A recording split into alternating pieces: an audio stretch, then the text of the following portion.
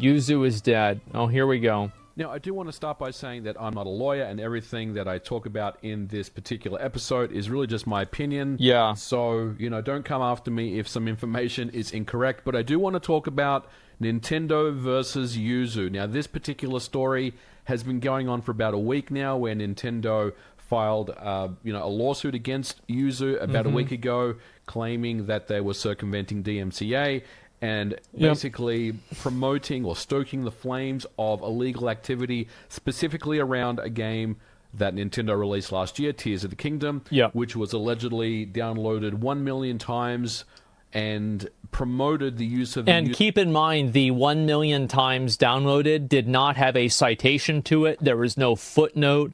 There was no confirmation to that. This was a, as far as I know, fake number. Emulator, all that stuff was already kind of discussed, on relevant outlets and forums last week, and I didn't really have much to say, only because I wanted to see where this particular lawsuit would kind of transpire. And today we're finally at the conclusion of it. It's pretty much over before it even really started. Yuzu, as we currently know it, in its form that it's currently in right now, will simply cease to exist. That means there will be no more source code, no more downloads, no more way for you to play Yuzu, whether you play it on PC, Linux, Nintendo Android, claims another victim. It doesn't matter. It's going to disappear. Now, this has got a lot of people really, really freaked out. And I got to be honest, it's something that, I always think about as well, being an emulation developer and a developer in the industry. Can we just also consider the possibility that maybe Yuzu was doing something that was problematic that we just didn't know about, and that's why they folded so fast? Is that they knew that Nintendo had knowledge of that? Because that's absolutely possible. Now, I'm not saying that's what happened, but I'm saying that this is definitely possible. What does this mean for the precedent of emulation? I wouldn't assume it. I do want to say I would not assume it. In many ways, I feel like but it could this was probably the best outcome for Yuzu. And it seems like, even though a lot of people, myself included, would say just retain a lawyer, get some good legal counsel, and fight this, because Nintendo, their initial... Well, of course, people are going to say, oh, just go retain a lawyer. Oh, just go to court for it. This is like hundreds and thousands of dollars, not to mention hundreds of thousands of dollars. Like, yeah, of course, people want you to do that. That's ideally what you should do. But whenever you're going up against a big company like this, and also, like, you're not really sure whether you're going to win this argument or not, you don't have really, like, even if they win, at what cost are they going to win? It's not like they're going to get a big settlement from Nintendo whenever Nintendo does all of this. Statements that they had in their court filings, a lot of it was really just a bunch of noise, and it didn't really have much to do with the user themselves. I felt like a lot of it was really kind of adjacent to what was going on in the piracy scene, and a lot of it really does go back to Nintendo really needing to address their, number one, their leak issue, where they have every single game that they release seems to get leaked either on day and date, or in some instances even days before, and this was obviously a case of that. That really doesn't have anything to do with Yuzu in a vacuum. And second of all, their security. Now, I'm hopeful that Nintendo's next system will have, better security, at least for their sake, and it won't get hacked on pretty much day one like the Switch did. Now, I'll tell you one thing, is if the fucking thing would work better, people would be less trying to hack it. Well, people wouldn't be hacking the Switch as much if it had 120 FPS. No fucking shit, everybody's trying to hack the damn thing to make it work. But you wouldn't need to hack. People aren't trying... I'm seeing a lot less people hacking Steam Decks because they fucking work. I'm sure people do it, but it's probably not as many. Fucking 30 FPS. Give me a break.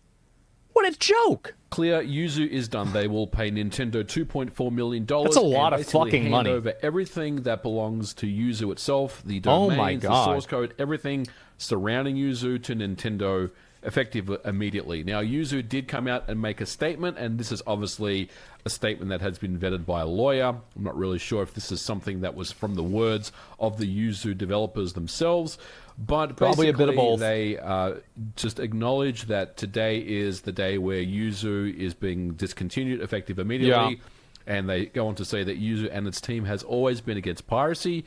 We started the projects in good faith out of passion for Nintendo and its games and consoles, but we were not intending to cause harm.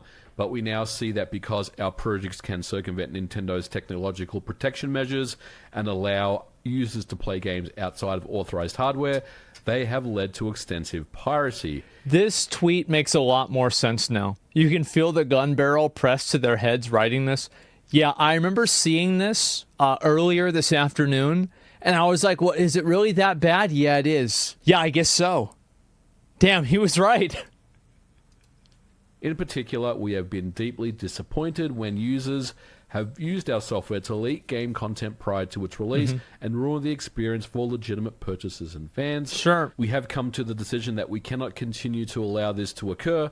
Piracy was never our intention, and we believe that piracy of video games and on game consoles should end. Effective today, we will be pulling all our code repositories offline, discontinuing our Patreon accounts and Discord servers, and soon shutting down our websites. We hope our actions will be a small step towards ending piracy of all creators' works. Yeah, this was written by Nintendo's lawyers. Like, this is basically like them, like they basically conceded everything. They said, we're 100% wrong, Nintendo's 100% right, please don't kill us. Thank you for your please user don't support kill and us. understanding our decision. God. But I will say this, it's going to be interesting to see what Nintendo's... It's not true. They encourage piracy on Discord. Yeah, but they're going to say that they don't. I mean, it's not like they're going to make a legal statement and be like, yeah, we did encourage a bit of piracy, but, you know, it is what... Of course they're going to fucking... Of course they're going to say they're not doing it. What do you mean? Next move is going to be from here. Whether this is truly an isolated incident. Part of me wants to believe that they went after Yuzu because it's, number one, the most well-known emulator out there, but also, it's the biggest more one. Importantly, it is paywalled, right? So there is a that's a good point, yeah. That, you know, I think it was up to like $30,000 a month. What's the logic here? Up to $30,000 a month, and that's how much money they made, but that there were 1 million people. So if people were playing the cracked version... I don't understand this. Like, what's the logic? So, if you have 6,000 paid members, how the fuck was it downloaded 1 million times? That's like less than, like, what? 10,000 is 1% of 1 million, right? Yes, it is. So, it's less than 1% of the people. What? It wasn't paywalled? No, the early access, though. No. See, you forgot what the argument was. So Nintendo said that Yuzu massively profited from this because a lot of people started subscribing to the Patreon and subscribed to them, and that's how they monetarily made money off of it, because the Patreon was early access. Is that correct? Now, I remember reading this and seeing this, but I want to make sure that we're all on the same page here. I don't want to be wrong about this. Yes, I thought it was. Yes. And so that was what that's what they accused them of. They did not just simply accuse them of doing that. But so then, and they're talking about that one small frame of reference, and they said the money doubled. So you take, how do you get 1 million? Are they just taking every single Yuzu user and then just saying every single one of them played it early? That's so dishonest. It's crazy. Like, what do you mean?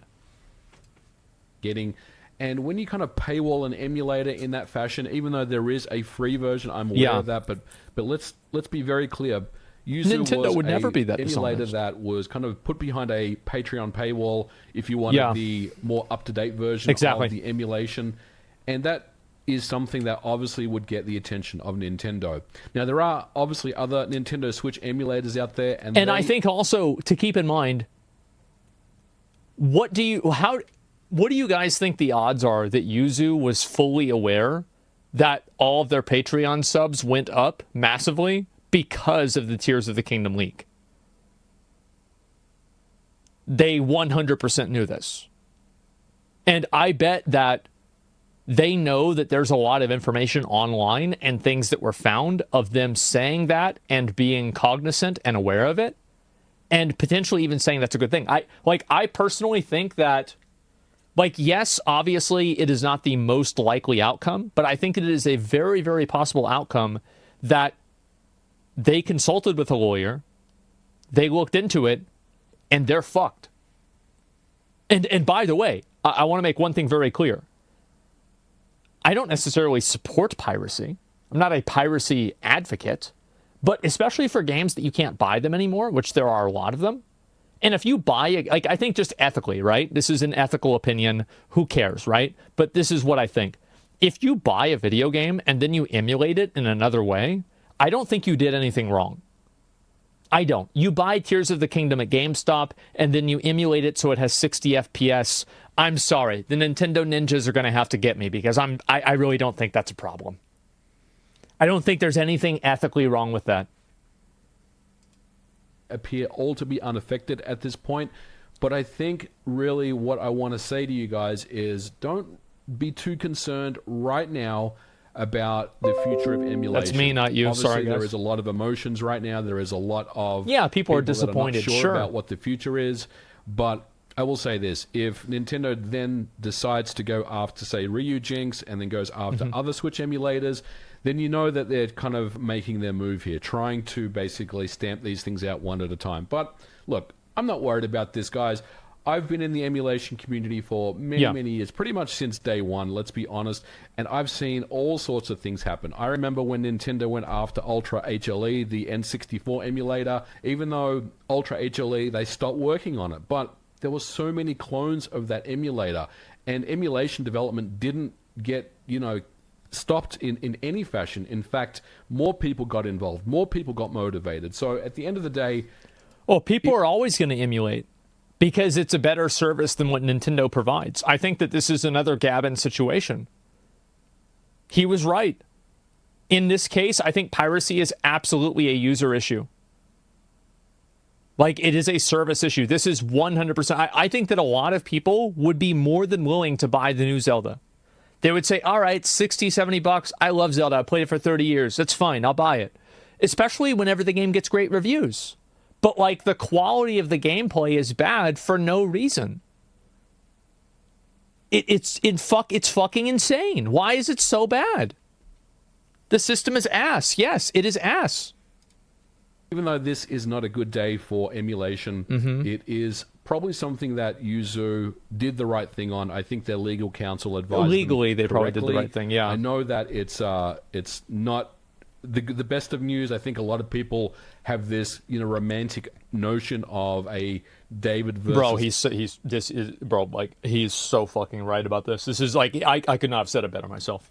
Yeah, Goliath, court battle where Yuzu becomes victorious. Yes, it's not going to happen. Maybe that could have happened in some fashion, but the amount of money that needed to be spent on legal fees for that to happen, and the mental stress, the strong kind of feeling that maybe you would still lose at the end of this could really set a dangerous precedent in emulation. But absolutely. Look, Nintendo is always going to It's also a really good point that he brings up there, and it's something that I hadn't even considered, is the fact that if they lose, it sets a precedent for other people in the past or in the future to make emulation harder for everybody. That's actually a really good point that he's bringing up. I never thought of that. Nintendo, I don't really have anything else to say there. They've been such a great company for many years, but they've just done some ass backward things for such a long time. Nintendo, somebody said it best, somebody said that Nintendo is like your really nice grandma who bakes you cookies and always takes care of you, but she also uses the N-word and is a racist.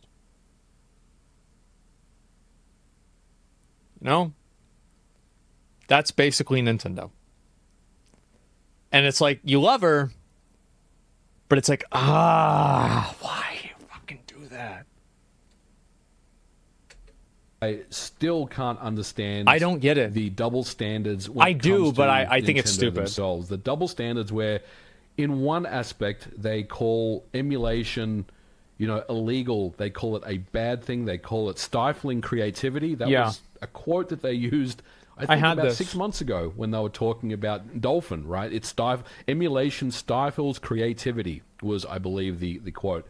And then there was also, all the precedent over the years with different emulators and different things. And really, at the end of the day, I just don't understand kind of the mindset that they have where they actively and publicly despise emulation, but they still have teams of people internally working on emulation right now for the Nintendo Switch Online service. And while you could argue that, well, that's because it's their own games, they can do that, they have every right to do so, and I agree with you. Yeah. There's also the Sega Genesis. There's also the stuff that was on Virtual Console for many, many years that was not Nintendo. A lot of the third-party titles that are on the NSO don't belong to Nintendo, but they still facilitate those things via emulation. And that is really the difficult part that I have understanding when it comes to Nintendo themselves. You know, I think the big problem is the fact that a lot of these decisions are being made in the context of a legal system that we're not aware of.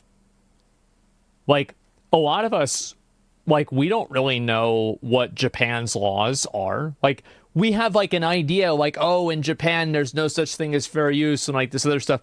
But, like, really, how true is this? Like, what do any of us really fucking understand this? No, we don't. We don't have any fucking idea. So we're playing this, like, weird game of telephone where the American audiences have a totally different perception on the way that Nintendo should operate, but Nintendo is operating out of a country that is completely different ideologically in terms of intellectual property. So that's why I think this happens. Like, I don't think Nintendo is necessarily, like, evil. I just think that they are operating under a completely different pretense. It's a totally different system there. But it makes it very confusing because not every Japanese company acts this way. I think that many of them do to an extent, but Nintendo, like, really goes way farther. It seems like it's one of those things that they're cool with, but in public, they will always say, no, we don't like emulation and we hate it. And really, it does really suck, you know. And as someone that has worked on titles that do run on emulation, it just is very, very confusing. The messaging here is very, very confusing to me about what Nintendo's stance here is. So, look, Nintendo is going to continue to be Nintendo. I feel like Smash has been the same thing. Like, it's so confusing how Nintendo approaches Smash. I still don't really know what their end game is. We'll just have to wait and see what they're trying to do. I have no clue. If they're trying to completely eradicate Switch emulation off the face of the planet, well, good luck to them because, look, like I said, you cut the head off the Hydra, there's going to be 3 more that grow. And Nintendo has tried for many, many years to basically stamp out emulation and failed. They're never going to be able to do it just by the nature of the internet. Like, you just can't make things on the internet go away. Like, that's just how it is. You can't. Like, there's nothing on the internet that people have ever been able to make go away. A quick impromptu video. I did want to talk about this because a lot of people are asking me about my thoughts. It's always going to be, Let me know your thoughts in the comments below, and I will catch you guys in the next episode. Bye for now. Yeah, I think he's totally fucking right. I'm going to be honest. Like, it's disappointing. I think it is for almost everybody who used this stuff. And, like, I probably would have used it myself. But, I mean, now it's definitely not going to happen. Once it's on the internet, it's always on the internet. Yeah, there's the video right there. TLDR, fuck Nintendo. Yeah, I think that it's realistic. Like, it's not surprising. There's the video. Give it a like. I think this is actually this is an extremely fair and extremely measured take on it. And so you've got this right here, and this is their statement they made. Let's see, view post activity. We have view post engagements. Yeah, there we go. Quotes. And you can feel the gun barrel. Yeah, Nintendo, when you try and play a 10-year-old 3DS game on an emulator. Yeah, it's pretty ridiculous. Nintendo, what's this here? Real footage you guys done to Shigeru Miyamoto and his family. Yeah, it's just Nintendo explaining how 3DS emulation harms them whenever they haven't manufactured or sold the console for years, and they don't let you buy the games anymore. Yeah, I think that in general, like, there is clearly a difference between somebody buying a game, somebody pirating and emulating a game because they can't buy it and because they won't buy it. Like, this is an obvious big difference. And I think it's unfair to say that, like, it's all the same, because it's really not. Because if Nintendo is not providing a tool for you to actually be able to purchase and use these products yourself, and you're using them already with an emulator, how could that possibly be a bad thing? So yeah, I think that in general, like, piracy is not really a good thing. And the truth is that if everybody pirated products, then no more products would exist because they wouldn't make any money. But if everybody pirated products that were not being sold anymore, nothing would change. And that's why I think one of them is okay and the other one isn't. And again, if you want to pirate something, go ahead. Like, I'm not going to fucking, like, am I going to hand, oh, you shouldn't be doing that. Do whatever the fuck you want to do. I don't care what you want to do. But at the end of the day, it is not good for the company whenever you're pirating something. Like, let's just be honest. So, yeah. In Japan, they make big money out of secondhand shops for old vintage games that can't be found anywhere, and the secondhand market is really big there. Maybe that's why. I have no idea. My rent's $1,800 a month. Sue me. Yeah, exactly. So you're just going to download it for free. I mean, I get it, man. Like, yeah, you don't have the money to pay for it, and you'd rather just get it for free and steal it. Look, I mean, I don't care what you want to do. Do whatever you want. But at the end of the day, that doesn't necessarily make it okay, right? It's not like you're downloading Insulin. You're downloading Legend of Zelda. You don't need this. So, yeah, I mean, do whatever you want. Nintendo's run by old Japanese boomer businessmen. It'll change whenever they die out. I don't think that'll necessarily happen because I bet they're making the right decisions that are according in the law. But I hope that you are right. I do. I hope that as Nintendo, like, the leadership gets younger and, you know, like, things turn over and they have people that are more, you know, modernized and they see the new culture that's arisen from Nintendo, they will be able to, you know, adapt to that. Will it happen? Probably not. But this is definitely sad that these guys had to shut down. And I think that really, again, I don't think that it is out of the question that Yuzu was doing things that were promoting piracy and were benefiting them through directly piracy. And we just simply don't know about it. And, you know, whenever they were served the information or they looked into it, they found out, yes, you can be held liable for these 4 or 5 things. And they realized that by counseling with a lawyer, and they folded because of it. That's what I think happened. That's what I think could have happened. Sorry. And I think it's even a good possibility. Yeah, great video, though. I really think also, like, his point about them not wanting to set a precedent that could hurt emulation was probably the best point in this video. I'd never heard somebody said that before. Oh, Yuzu was so fucking wrong. As soon as they tried to make money, that's why Nintendo went for the throat. I think Nintendo definitely prioritizes people who want to make money. But Nintendo also will prioritize anybody. They folded because they knew if they went to a court of discovery, it would be performed on them and it would result in way more money and damages. Exactly. Yes. And they would go through discovery, which is whenever the court goes through all of your information. They go through the Discord server. They receive the logs from Discord. They receive communication. And they go through all that, and they knew they'd be fucked. That's what I probably think. I think that's logically what makes the most sense. And also, another big component to this is just as simple as, I mean, let's be real. They don't want to go to war with Nintendo. Nintendo's a really big company. They're not. So, yeah.